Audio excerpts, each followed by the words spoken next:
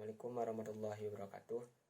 Perkenalkan, nama saya Muhammad Fadlan Kiari, BP 1910552010. Baiklah, pada kesempatan kali ini saya akan menjelaskan tentang aspek manajemen dan organisasi dalam studi kelayakan bisnis. Aspek manajemen dan organisasi merupakan aspek yang cukup penting dianalisis untuk kelayakan suatu usaha.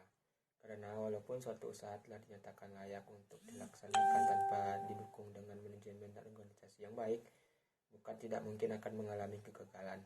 Adapun fungsi-fungsi manajemen tersebut dapat diuraikan sebagai berikut. Yang pertama yaitu perencanaan atau planning. Perencanaan adalah proses menentukan arah yang akan ditempuh dan kegiatan-kegiatan yang diperlukan untuk mencapai tujuan yang telah ditetapkan. Dan yang kedua, pengorganisasian atau organizing. Itu pengorganisasian adalah proses mengelompokkan kegiatan-kegiatan atau pekerjaan-pekerjaan dalam unit-unit. Yang ketiga yaitu pelaksanaan atau activating. Menggerakkan atau melaksanakan adalah proses atau menjalankan kegiatan atau pekerjaan dalam organisasi. Yang keempat, pengawasan atau controlling adalah proses untuk mengukur dan menilai pelaksanaan tugas apakah telah sesuai dengan rencana. Selanjutnya yaitu manajemen pembangunan proyek. Yang pertama yaitu perencanaan proyek.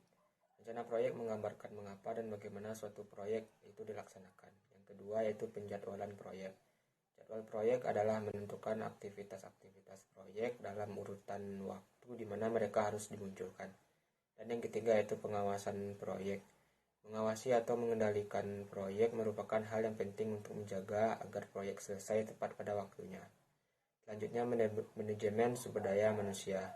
Manajemen sumber daya manusia merupakan suatu konsep yang bertalian dengan kebijaksanaan, prosedur dan praktik bagaimana mengelola atau mengukur orang dalam perusahaan untuk mencapai tujuan yang telah ditetapkan.